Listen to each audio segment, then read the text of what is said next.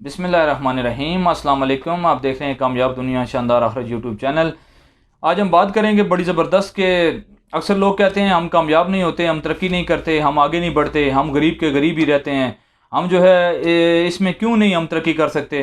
तो आज की वीडियो में मैं दो बड़े ज़बरदस्त वाक़यात के ज़रिए आपको बताऊँगा कि क्यों क्या वजह है कि हम क्यों आगे नहीं बढ़ सकते। हमारी सोच महदूद रहती है, हम आगे नहीं बढ़ सकते, हम गरीब के गरीब ही रहते हैं। हम जो है ज़िंदगी में जो है दूसरों को तरक्की करता हुआ तो देखते हैं, लेकिन ख़ुद हमें नसीब नहीं होते। तो इसके पीछे क्या वजूहत हैं, कौन सी लॉजिक्स हैं, कौन से जो है फार्मूले हैं और कौन सी गिरफ्तगी है जिसकी वजह से हम लोगों के पास होती है और हमारे पास जो है नहीं है, या हम क्यों आगे नहीं बढ़ सकते। तो बहरहाल इसके लिए मैं आपको दो वाक़यात बताऊँगा। वो दो वाक़यात आपने ज़रूर सुनने हैं इस वीडियो के अंदर, ताकि आपको बात जो है पूरी ज़बरदस्त तरीके से जो है समझ में आ जाए। और इंशाल्लाह ये वीडियो आपकी सोच बदलेगी, आपका जज्बा बदलेगा, आपका अंदर से जो है इंशाल्लाह स्टेमिना जो है वो बढ़ेगा और आपको ये वीडियो पसंद ज़रूर आएगी। इसमें जो याद रखें हमारे आगे ना बढ़ने की वजूहत में जहाँ बहुत सारी वजूहत हैं, उसमें एक वजह ये भी है हम अपने आप को सबसे बड़ा समझते हैं। हम अपने आप को जो है दूसरों को अपने से कम तर समझते हैं, ख़ुद जो है अपने आप को बहुत बेहतर समझते हैं। फ़्रॉड करने को हम जो है अपना फ़ैशन समझते हैं और फ़्रॉड करके हम आगे बढ़ने की कोशिश करते हैं। तो एक वाक़या मैं आपको बताता हूँ कि एक दफ़ा मेरे एक दोस्त हैं, उन्होंने जो है बाहर से मुझे तकरीबन 25,000 भेजे, 25,000 रुपया। उन्होंने कहा कि उबैद भाई ये पैसे आपने किसी बेवा को देने हैं और जिसको भी आप दें तो उससे एक आईडी कार्ड की कॉपी और कॉन्टैक्ट नंबर ले लीजिएगा। तो मुझे पहले ये बात बड़ी अजीब सी लगी। मैंने कहा यार कि मुझे भेज रहे हैं और साथ आईडी कार्ड और कॉन्टैक्ट नंबर भी ले रहे हैं, इसका मतलब शायद मेरे पे ट्रस्ट नहीं है। लेकिन अल्हम्दुलिल्लाह मेरी सोच पॉजिटिव थी। मैंने कहा कि यार कोई बात नहीं। मैंने उनको कहा यार आपकी यही नेकी है कि आपने मेरे पे एतबार करके भेज रहे हैं। बहरहाल उसने कहा यार नाराज़ ना होना, आईडी कार्ड की कॉपी और कॉन्टैक्ट नंबर ले लेना। बहरहाल मैंने एक दोस्त को कहा, उसने आगे कहा। ऐसे चलते चलते चेन चली और एक बेवा औरत हमारे पास आई। उनको जो है हमने वो पहले मैंने इन्वेस्टिगेशन की। मैंने पूछा, मैंने कहा खाला क्या हाल है, नाम क्या है। नाम उन्होंने बताया, आईडी कार्ड मुझे दिया, तो वो मैंने चेक किया। तो फिर उन्होंने मुझे कहा कि मैंने कहा जी कब बेवा हुई हैं। कहते हैं पुत्र बड़े आंखों में आंसू आ गए, मगरमच्छ के जिस तरह आंसू होते हैं।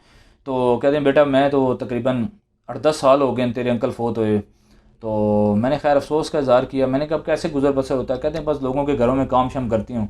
तो मैंने कहा ठीक है। तो मैंने 25,000 उनके हाथ में पकड़ाया, तो वो चली गई। बड़ी दुआएं उन्होंने दी, किलो के हिसाब से दुआएं देकर चली गई। तो मैं बड़ा खुश हो गया।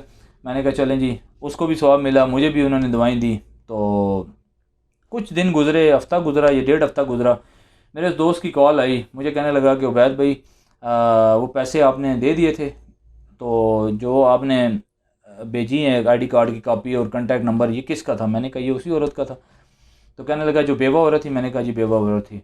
मुझे कहने लगा यार आपने ये करना है कि वो औरत बेवा नहीं थी जिसको आपने दिए हैं। तो बहरहाल अब मैं जो तरीका आपको बताऊंगा, आपका इसमें कोई कसूर नहीं है। मैं जो है मुख्तलिफ़ लोगों को इस तरह देता रहता हूँ और मैंने बहुत सारे केस देखे हैं।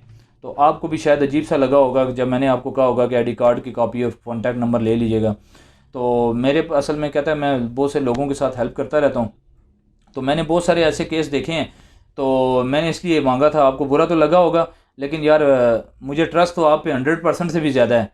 लेकिन मैंने कहा कि फिर भी जो है एक काउंटर चेक मैं ज़रूर करता हूँ जहाँ भी जो है पेमेंट देता हूँ। मैंने कहा यार मुझे कोई मसला नहीं है, तो मैं कोई नाराज़ नहीं हुआ, मुझे कोई बुरा नहीं लगा। बहरहाल ये रंगी की बात है, आप कह रहे हैं बेवा नहीं है। कहता है ये वो बेवा नहीं है। अब आपने ये करना है, उनको दोबारा कॉल करनी है फ़लाँ दिन बुलाना है, अपने ऑफिस में बुलाएं, उनको कहें कि आपके और पैसे जो है वो आए हैं, आके आप पैसे ले जाएँ। तो जब उनको बुलाएंगे तो मेरे भाई को, उन्होंने भाई का नंबर दिया कि भाई को भी कॉल कर लेना। भाई इधर ही पाकिस्तान में था, तो हमारे करीबी जो है रहता था। तो भाई को भी कॉल कर लेना, उसको कहना कि जी भाई को बताना कि भाई इस टाइम पे वो भी आ जाएगा जब वो औरत आएंगी। बहरहाल उसी तरह हुआ। मैंने उनको औरत को कॉल की। मैंने कहा खाला नाम उनका लिया, फ़लाँ आप बोल रही हैं। कहते हैं जी बेटा। मैं कहा मैं इस तरह उबैद बात कर रहा हूँ। तो जी बेटा अल्लाह आपको खुश रखे, तरक्कियाँ दे। बहुत सारी लंबी लिस्ट उन्होंने माशाल्लाह बेताशा दुआएं दे दी।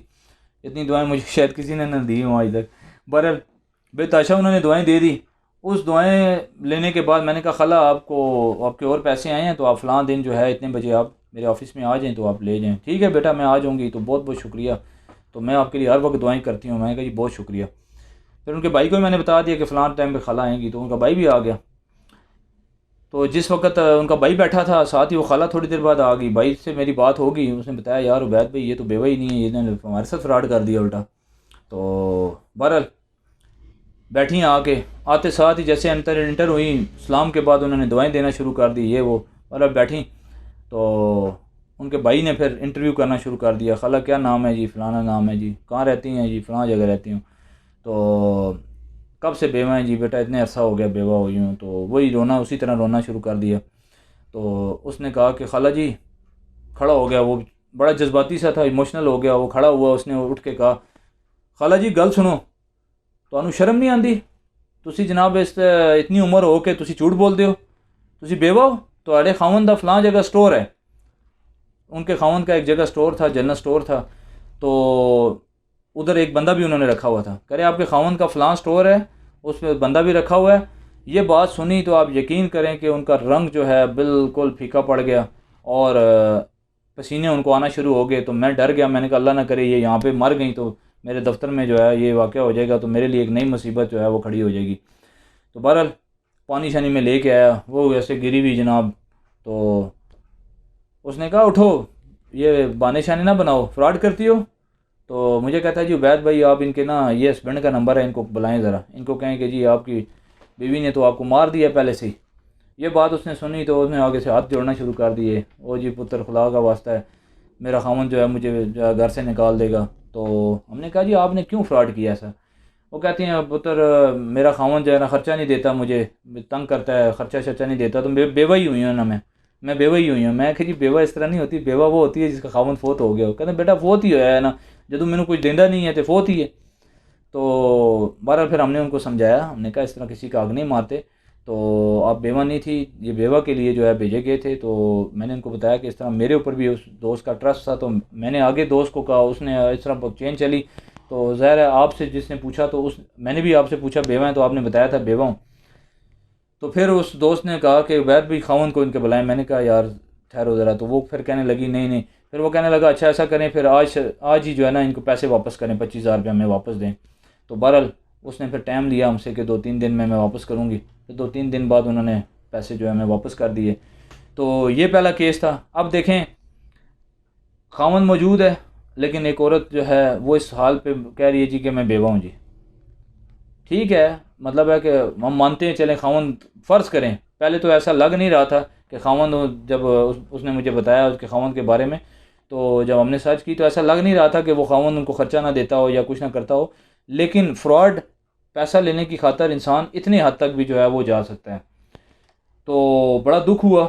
उसके बाद जो है फिर हम भी जब भी कोई ऐसा होता तो हम कोशिश करते कि जो है ज़ाहिर है किसी के ट्रस्ट पे जो है वो फिर पूरा उतरना चाहिए।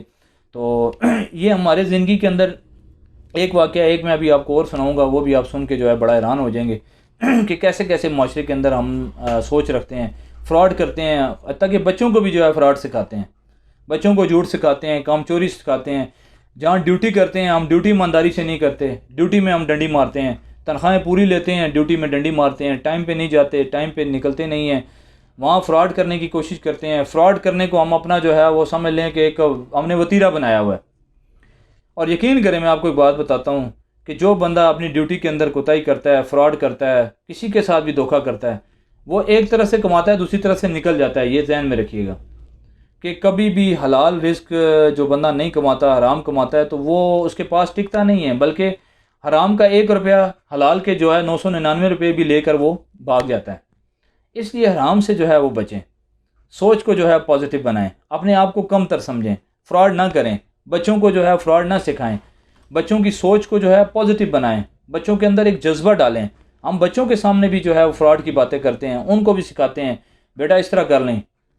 पेंसिल छोटे बच्चों को सिखा रहे होते हैं कि भाई पेंसिल अगर फ़र्ज़ करें स्कूल में गुम हो जाती है ना, दूसरे बच्चे की ले लेना। कई पेरेंट्स ये बातें सिखा के बच्चों को भेज रहे होते हैं। बाहर कोई आता है तो बच्चों को पेरेंट्स सिखाते हैं कि भाई बाहर बता दो कि अबू घर पे नहीं है या अम्मी घर पे नहीं है।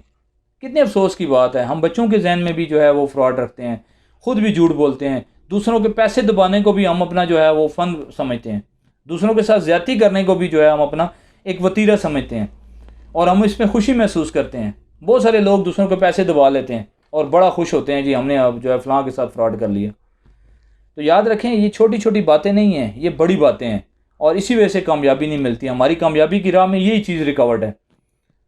मैं भी आपको एक और दूसरा वाक़या सुनाऊंगा जिससे आपको और ज़्यादा जो है वो बात क्लियर होगी कि हम लोग जो है ना मेहनत करते हैं, मेहनत से जी छुड़ाते हैं, शॉर्टकट के चक्कर में होते हैं, तंग सोच होती है।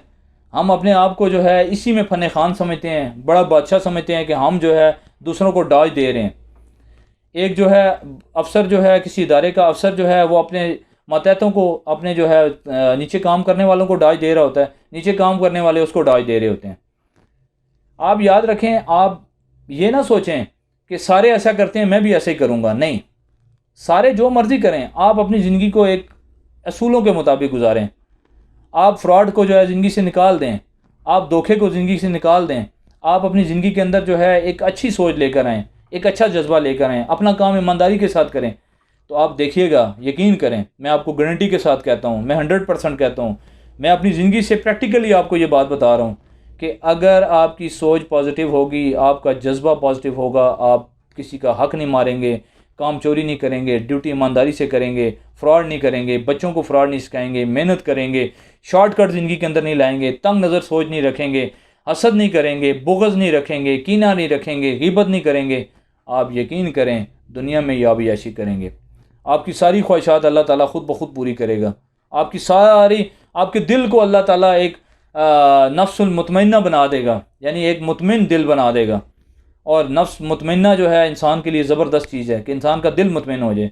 आज दिल जो है, वो कहते हैं ना, दिल जो है ना वो आंखें नहीं रचती। इंसान के पास सब कुछ होता है फिर भी वो परेशान रहता है। उसकी वजह यही होती है कि इंसान का दिल मुतमिन नहीं है। अगर आप अपनी सोच पॉजिटिव रखेंगे तो यकीन करें आपका दिल भी जो है मुतमिन हो जाएगा। अब मैं आपको एक और बात बताता हूँ। एक दफ़ा एक लेडीज़ मेरे पास आई, तो हम एक वेलफेयर ट्रस्ट भी अल्हम्दुलिल्लाह चला रहे हैं, अल्लाह की मेहरबानी से, इसमें हमारी कोई बड़ाई नहीं है।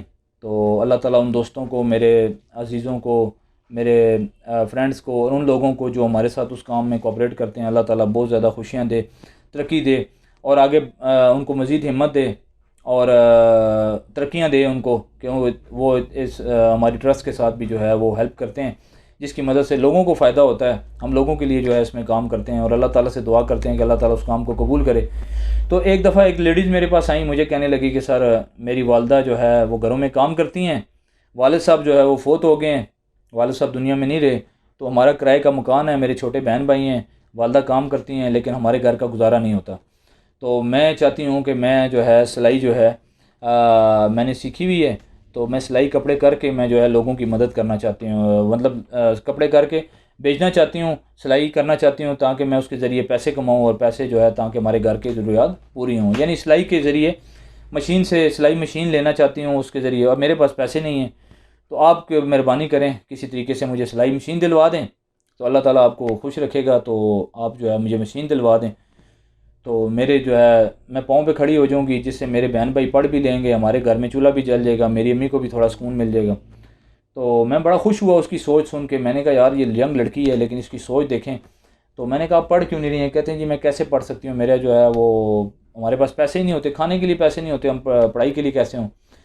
तो मैंने फिर भी सोचा, मैंने कहा यार इनको पढ़ने की तरफ लेके जाता हूँ। लेकिन बहरहाल उनकी सोच ये थी कि मैं सिलाई करके आगे जो है अपने घर को चलाऊँगी। तो मुझे खुशी हुई, तो मुझे कहने लगी कि मुझे सिलाई मशीन जो है ना वो चाहिए।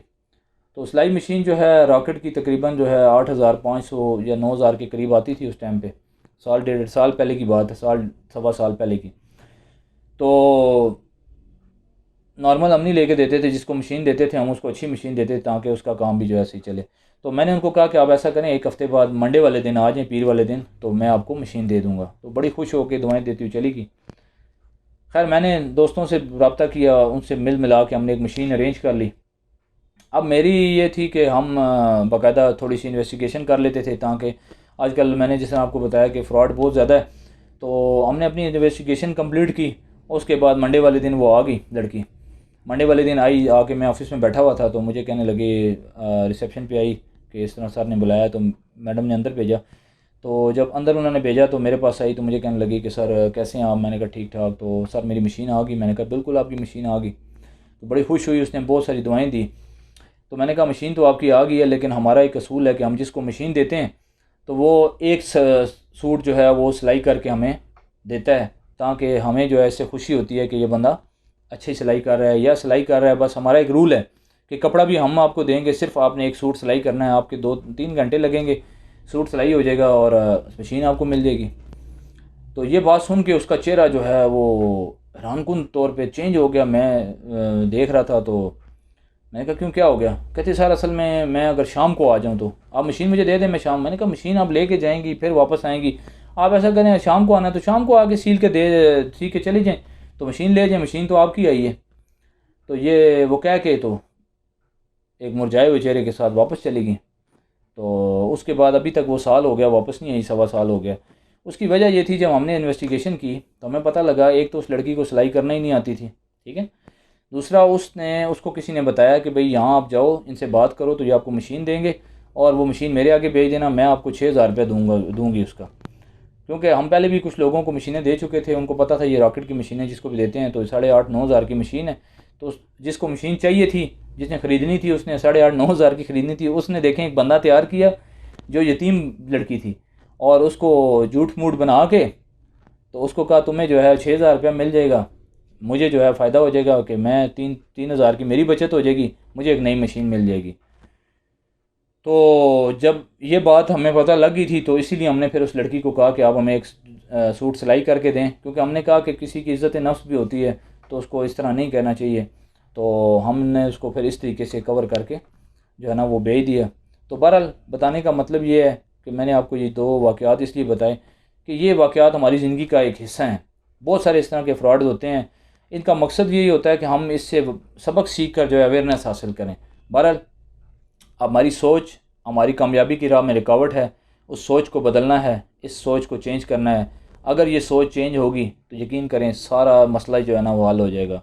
अपनी सोच को पॉजिटिव बनाएं, सोच को अच्छा बनाएं, दूसरों के लिए नेक ख्वाहिशात रखें, दूसरों के लिए नेक जज्बे रखें, शॉर्टकट को ज़िंदगी से निकाल दें, मेहनत को ज़िंदगी के अंदर लाएं, तंग नज़र सोच का ख़ात्मा कर लें और अपने बच्चों को भी जो है फ्रॉड ना सिखाएं, बच्चों को भी खुले दिल से दूसरों को एक्सेप्ट करना सिखाएं, दूसरों की नफ़रतें जो है अपने बच्चों के दिल में ना डालें। आप उन बच्चों को क्या तरबियत दे रहे हैं जिनको नफ़रतें जो है उनके दिल के अंदर आपने अगर डाली हैं। तो अगर ये बातें हम ज़िंदगी के अंदर लाएंगे तो यकीन करें हमारी ज़िंदगी बदल जाएगी। कामयाबियाँ जो है हमारे रास्ते में ऐसे आएंगी जैसे जो है रास्ते में जो है वो हम जा रहे हों तो गाड़ियाँ और मोटरसाइकिल साइकिल आ रही होते हैं। तो उम्मीद है आपको ये वीडियो इसका मकसद समझ में आया होगा। अगर समझ में आया है तो इस चैनल को सब्सक्राइब कर लें, बेल आइकन क्लिक करें ताकि आपको हमारी मज़ीद आने वाली वीडियो मिल सकें। और इसके साथ साथ आप जो है इस वीडियो को लाइक और शेयर करें और मुझे दुआओं में ज़रूर याद रखिएगा। मेरी फ़ैमिली को, मेरे वालिदैन को, जो फ़ौत हो चुके हैं वालिदैन, उनको दुआओं में ज़रूर याद रखिएगा। आप सबका बहुत बहुत शुक्रिया। आपकी मोहब्बतों की बदौलत ही हम ये वीडियो बनाते हैं और आपके कमेंट्स अल्हम्दुलिल्लाह हमें बड़ा हौसला देते हैं। और जो लोग भी हमें अच्छे कमेंट्स करते हैं हम उनका जो है तहे दिल से मशकूर हैं। और जो वीडियो देखते हैं उनका भी बहुत बहुत शुक्रिया। जज़ाकल्लाह। Thank you for watching. अल्लाह हाफ़िज़।